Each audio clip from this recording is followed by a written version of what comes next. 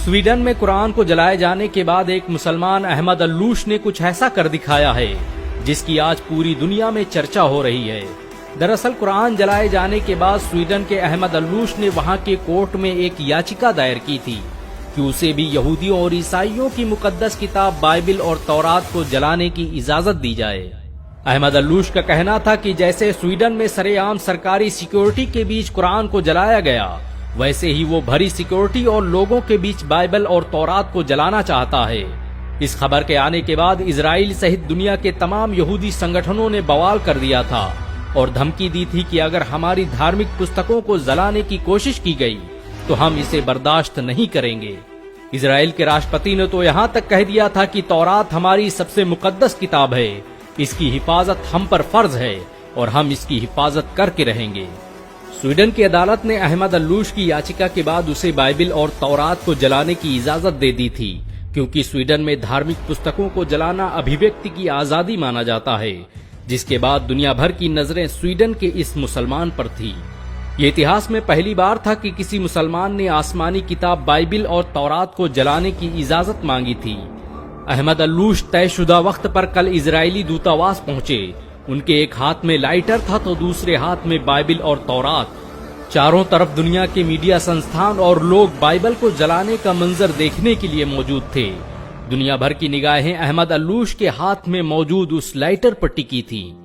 लेकिन लोग उस वक्त हैरान रह गए जब स्वीडन के इस 32 साला नौजवान ने लाइटर जमीन पर फेंक दिया और लोगों को मुखातिब होकर कहने लगा कि मैं बाइबल और तौरात को जलाने की सोच भी नहीं सकता।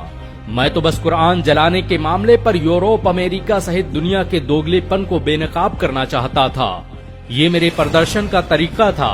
मैं चाहता था कि लोग आएं और मेरी बात सुनें और एक मुसलमान के दर्द को महसूस करें। जिस तरह से यहूदियों और ईसाइयों को उनकी मुकद्दस किताब को जलाने की बात सुनकर तकलीफ महसूस हुई, उससे लाख गुना ज्यादा हम मुसलमानों को तकलीफ होती है जब हमारी मुकद्दस किताब कुरान की बेहुरमती की जाती है।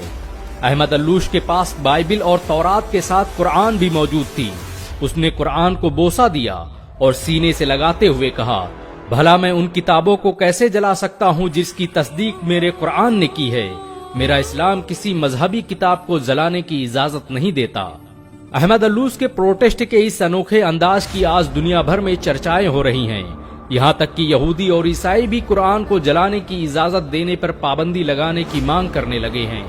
गौरतलब हो कि बकराईद के दिन स्वीडन में सलमान मोमिका नाम के एक नास्तिक व्यक्ति ने स्टॉकहोम सेंट्रल मस्जिद के ठीक सामने कुरान को जलाने का घिनौना काम किया और इस काम में स्वीडन सरकार ने न सिर्फ उसकी मदद की, बल्कि जिस वक्त वो कुरान जला रहा था उस वक्त उसकी सिक्योरिटी में पुलिस भी मौजूद थी। लेकिन इस बार स्वीडन में कुरान के जलाए जाने के हादसे के बाद पूरी दुनिया के मुसलमान एकजुट दिखाई दिए, जिसके बाद अब स्वीडन की सरकार धार्मिक किताबों को जलाने के खिलाफ कानून बनाने की योजना बना रही है। दरअसल यूरोप और पश्चिमी देश इस्लाम के प्रचार प्रसार से भयभीत नजर आ रहे हैं।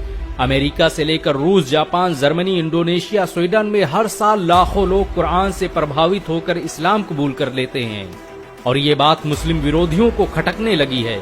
यही वजह है कि वो मुसलमानों को नीचा दिखाने के लिए कुरान और पैगंबर मोहम्मद सल्लल्लाहु अलैहि वसल्लम की तौहीन करने की कोशिश करते हैं। लेकिन इस बार जब बात बाइबिल और तौरात की आई तो यहूदी और ईसाई भी इंसानियत की दुहाई देने लगे।